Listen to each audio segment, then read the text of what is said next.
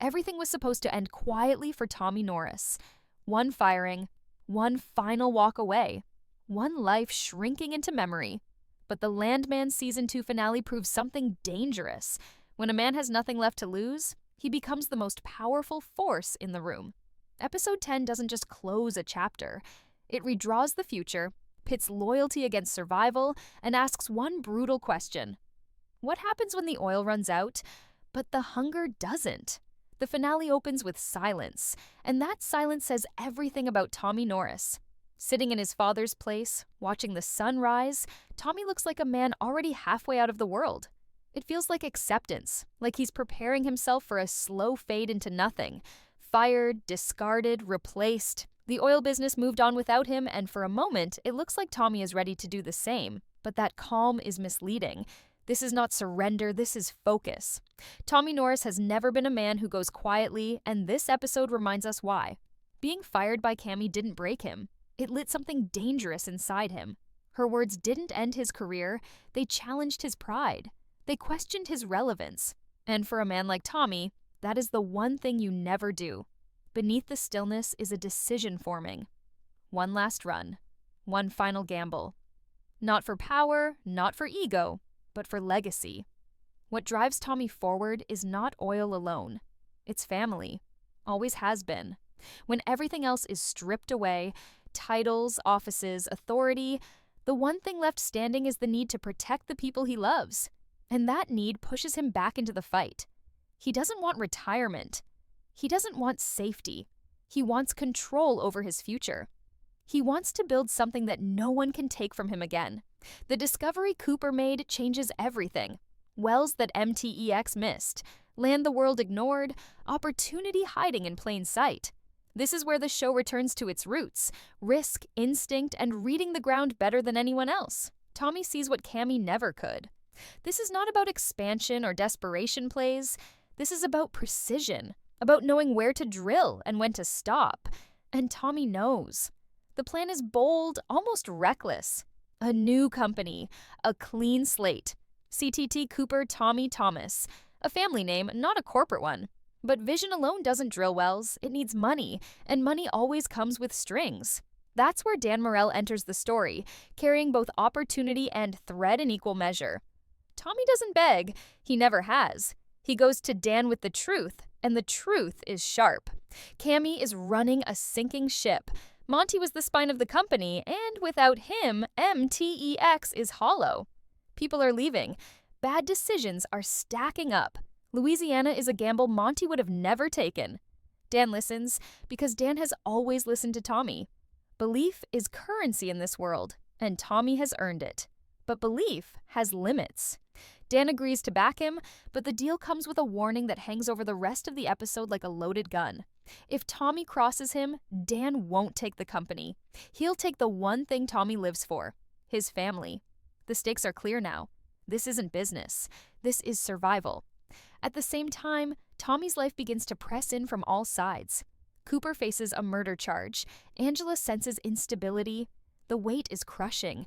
The freeway crash is not just chaos, it's a message. Life can end in seconds. Everything Tommy is building could vanish in a blink. And yet, he keeps going, because stopping now would mean admitting defeat. By the end of this section of the story, Tommy is no longer a man waiting for the end. He is a man choosing the fight. Fired, threatened, and pushed to the edge, but standing.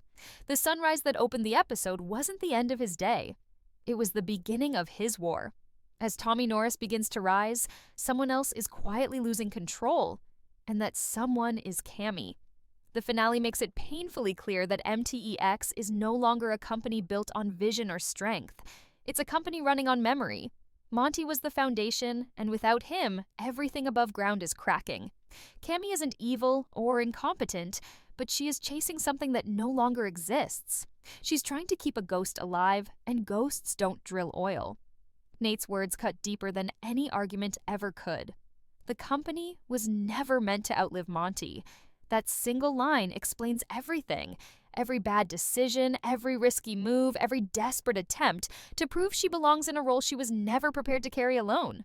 Cammy isn't building the future, she's clinging to the past. And in this business, nostalgia is fatal. The people see it before she does. Workers start leaving. Trust erodes. Confidence disappears. Leadership isn't about holding the title. It's about making others believe you know where you're going. Cammy doesn't. Her Louisiana gamble is the clearest sign. It's big, loud, and reckless. A move meant to show strength, but instead exposes fear. Monty never would have done it, because Monty understood patience. Cammy understands pressure. This is where Tommy's strength truly separates him from her. He doesn't chase growth for appearances. He chases certainty. The wells Cooper discovered aren't flashy, but they're real. They represent something rare in this world, an opportunity built on knowledge, not desperation. While Cammy bets everything on expansion, Tommy bets on precision, and precision always wins in the long run. The shift becomes undeniable when the crew starts making their choice. These are people who have worked the dirt, people who know the difference between a promise and a plan. When CTT opens its doors, they don't hesitate. They leave MTEX not out of loyalty to Tommy, but because they trust him. Trust is the most valuable resource in the oil business, and MTEX is running dry. Tommy's leadership style stands in quiet contrast to Cammy's. He doesn't inspire through authority, he inspires through understanding. He knows their fears because he shares them. He knows their risks because he carries them himself. CTT isn't just a company, it's a belief system, a place where effort is rewarded, futures are protected, and work actually means something. But power never shifts without resistance. Even as MTEX weakens, its shadow looms large. Dan Morell's threat still hangs over Tommy's head. The money-backing CTT is also the blade at his throat. One wrong move, one perceived betrayal, and everything collapses. Not just the business, but his family. Success has never felt more dangerous. This pressure bleeds into Tommy's personal life. Angela senses the instability immediately. Her fear isn't irrational, it's memory. She remembers 2008. She remembers what it looks like when the ground disappears beneath your feet. And for the first time in the season, Tommy truly listens. Not half listens, not dismisses. He listens with the understanding that success means nothing if it costs him the people he loves. Their relationship shifts here in a meaningful way. Angela isn't just background noise anymore. She becomes his anchor. The reminder that life is more than deals and drilling, more than pride. The small moments matter. The dinners, the conversations, the presence, and Tommy finally sees that. The episode carefully balances this rising success with constant threat. Cooper's legal trouble looms, one charge away from destroying everything they're building. The pressure is relentless. Every win is followed by a reminder of how easily it could all be taken away.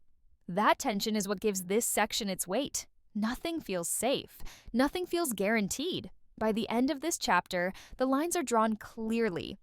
MTEX is fading, held together by memory and denial. CTT is rising, built on trust, instinct, and hard-earned experience. Cammy is captaining a ship already taking on water. Tommy is steering something fragile, but alive. This is not a victory yet. It's a transition. Power hasn't fully changed hands, but the momentum is undeniable. And in the oil business, momentum is everything.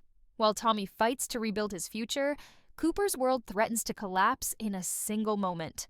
The murder charge hanging over him isn't just a legal problem, it's a reminder that violence, even when justified, always leaves a scar.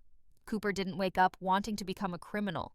He was protecting Ariana, acting on instinct, acting on love. But instinct doesn't matter in a courtroom, only outcomes do. The police come down hard, almost aggressively, as if they've already decided who Cooper is. Not a man who defended someone he cared about, but a threat that needs to be contained. 17 blows, 1 dead man, the numbers are all they care about. Context is ignored, fear is dismissed. It's easier to label Cooper as dangerous than to admit the system failed before he ever threw a punch. This pressure bleeds directly into Tommy's life. Every call, every update tightens the knot in his chest. He can handle business threats. He can handle money pressure. But his son facing prison is something else entirely. This is where the episode shows us the real cost of Tommy's choices. Building a future means nothing if it comes at the expense of his children. And for a moment, it feels like everything he's building could be ripped away before it even begins. Then Rebecca enters, and the tone shifts immediately. This is the Rebecca people remember. Sharp, controlled, fearless. She doesn't raise her voice, but she doesn't need to. Every word is calculated. Every sentence is a warning.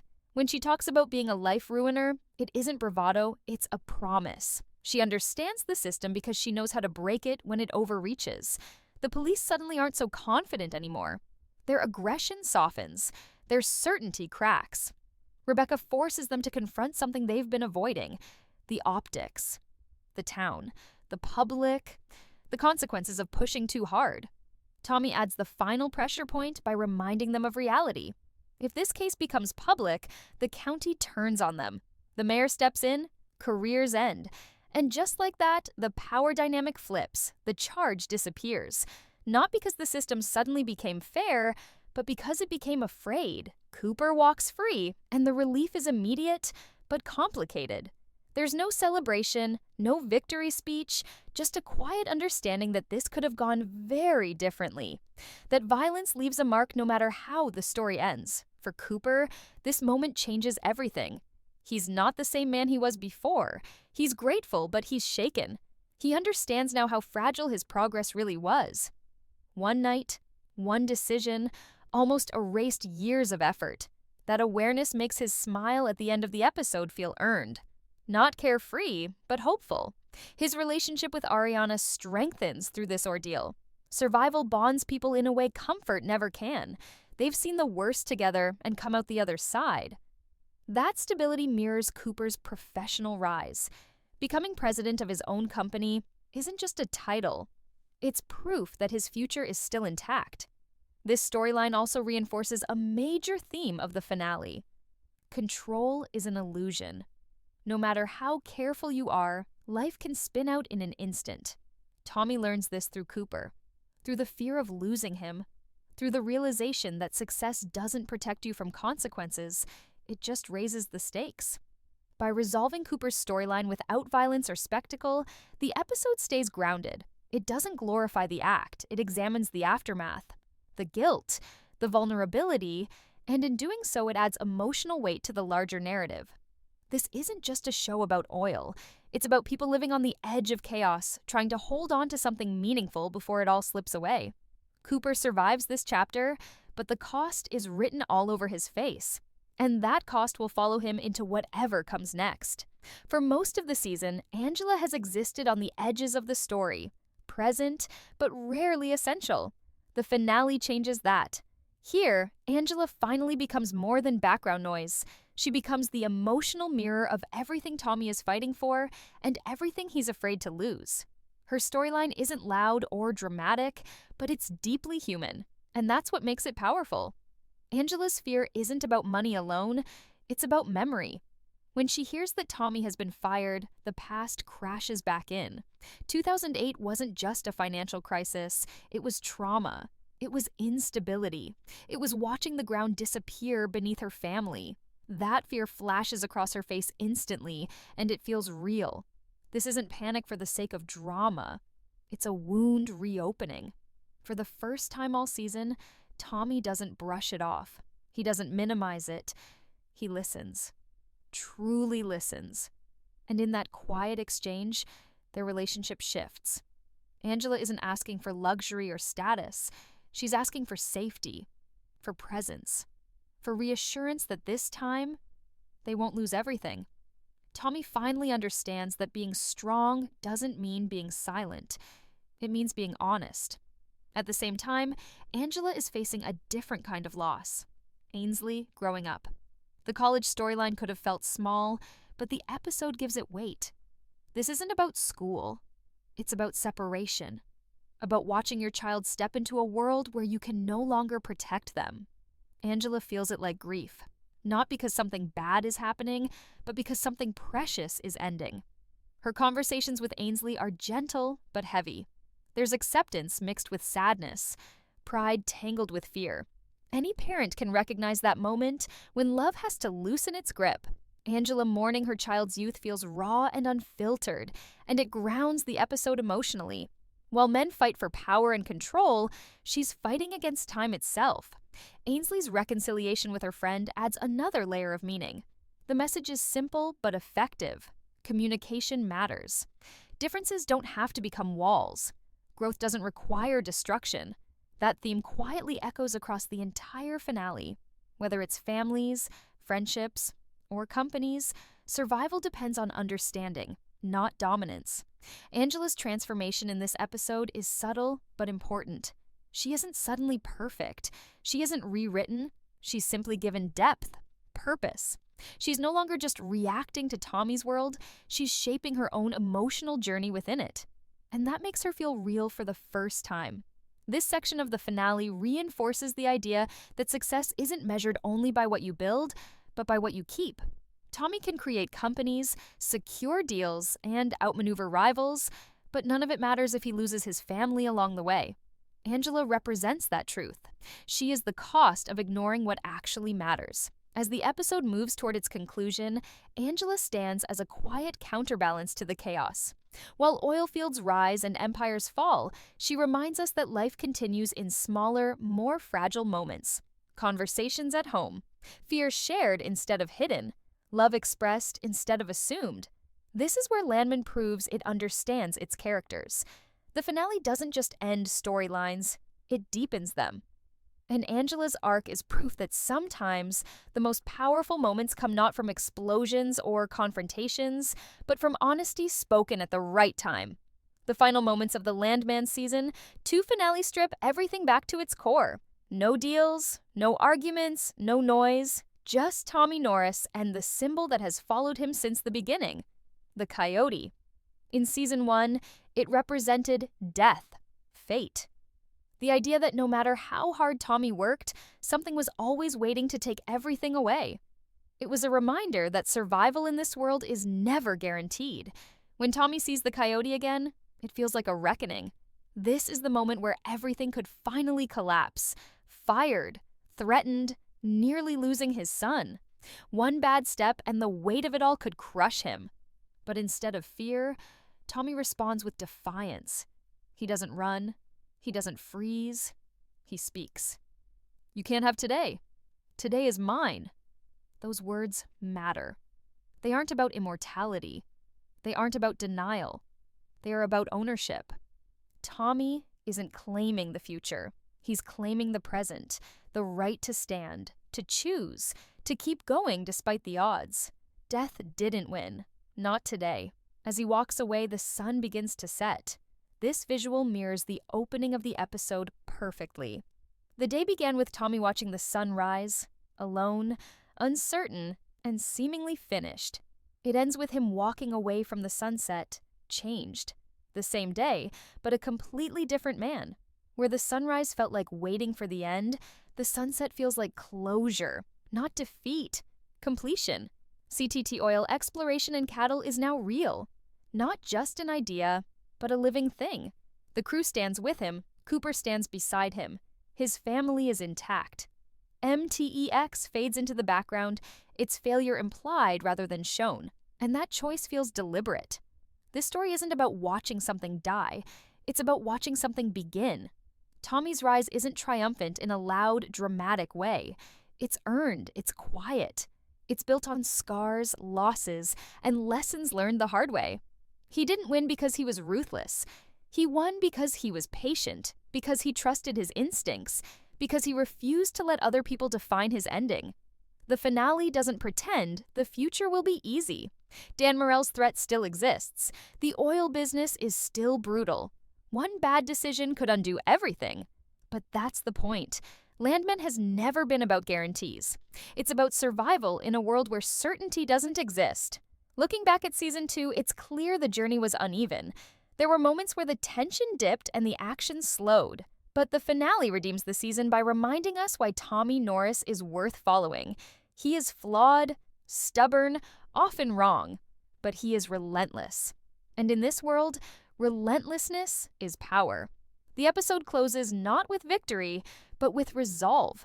Tommy Norris didn't escape the storm. He learned how to stand inside it. And as Season 3 approaches, one thing is clear: the man they thought was finished has only just begun. That is Landman Season 2, Episode 10, Ending Explained.